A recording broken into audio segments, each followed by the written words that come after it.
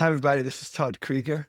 What I do is I help couples and individuals heal from trauma, such as infidelity, and I help couples rekindle passion. And I've been passionate about helping people in these ways for over 4 decades.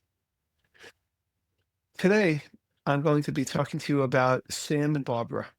Sam and Barbara came to me because they were having communication problems, but I looked at it more specifically as they both really needed to be right, which can definitely get in the way.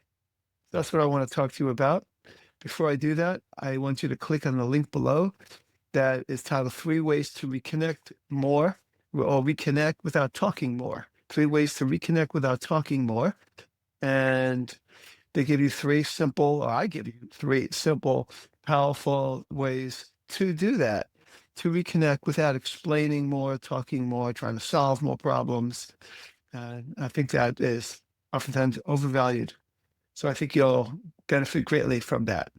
So let me talk to you about Sam and Barbara. Sam was a successful person at his craft, still is. It's a couple I've seen and been seeing. Barbara is also a very bright person. She has a master's degree, and yet she has been mostly staying at home with the 2 kids they have. And they have very different ideas about a lot of things. And they have been it's been like a Cold War going on for quite a few years with them, when she feels that he doesn't value her opinions and her point of view. And he states that he just doesn't agree with her. Now, the problem there is that neither one of them was feeling like you getting where I'm coming from.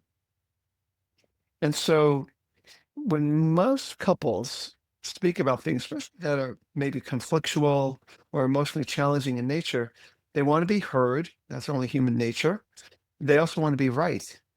Things differently. People see things differently. You know that all the time.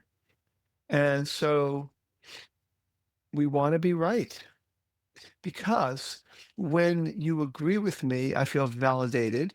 And maybe it means that I'll get what I want. And we definitely have a hard time seeing people's differences.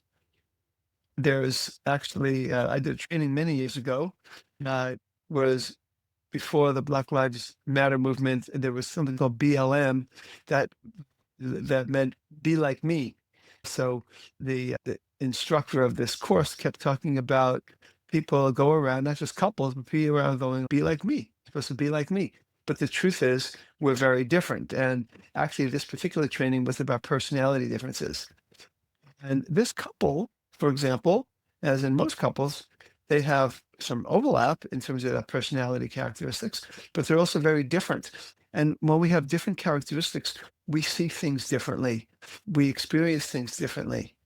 The so one person might like more structure, and the other person likes things a little more loosey-goosey, like in this couple that I'm thinking about. And they both, to me, represent values that are important. It's important to be like let go a little bit and relax and be loosey goosey. It's also very important to have structure and discipline and for people to follow a certain code of ethics, let's say. And so I'm just thinking about a particular issue that this couple had that they were discussing with me. And their communication wasn't, I'll say it like this, their differences in opinion were not the problem in their communication. It was Sam and Barbara both felt like they needed to be right. And their anxiety about not being right led them to act in ways that made the other person feel not heard. So the success we're having is in helping Sam and Barbara give up the goal of needing to be right, having to be right. Becomes almost like an addiction to be right. What if instead of the goal of being, I have to be right, it's about, I want you to understand, I want you to feel understood by me. And why don't we both have a race? Who's going to let the other person feel understood first? That's the opposite of what most couples do. They're seeing who could convince the other first of their right perspective. As a colleague of mine once wrote a book called Do You Want to Be Right or Do You Want to Be Married? And that is actually true. We have to give up the need to be right. And then maybe, just maybe, we will be better listeners. And then maybe, just maybe, the couple starts to go, wow, we're a couple that can communicate well together. And they're starting to do that. It's not easy. You have to develop the emotional muscle to make it a stronger intent to hear the other person and get their perspective, even if you agree very little with it or at all. And that becomes more important than being right. So it takes developing muscle. And that's a good thing. That's a good thing. To be good communicators, you have to have stronger emotional muscles. Just if you want to lift heavy things, you need to go to the gym or have your own home workout gym where you're lifting weights and you're developing muscle so that when you have to lift things in real time, that you don't get hurt. So as we develop the emotional muscle of giving up being right to instead connect, then we'll be able to handle the things in life, just like carrying a heavy piece of furniture. Physically, we get to carry the challenges of life more gracefully and with more poise. And Sam and Barbara are doing that.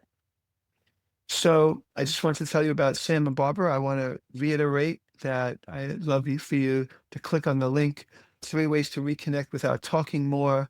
These are 3 powerful ways, direct, powerful ways, simple ways to learn how to reconnect without talking more, trying to solve more, trying to explain more. This is Todd Krieger. Thanks for listening, and I wish you the best.